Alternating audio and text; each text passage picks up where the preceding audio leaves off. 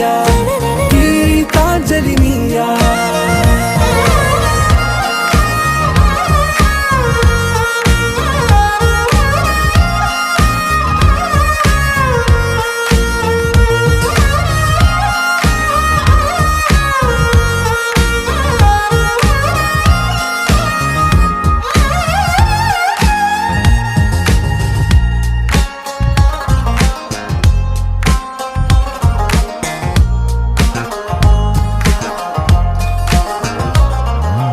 என் கடலில் அலைபாயும் ஓர் மௌன ராகம் நீதானே. காற்று வெளியிட எல்லாம் நாம் இருவர் பறந்து செல்லத்தானே.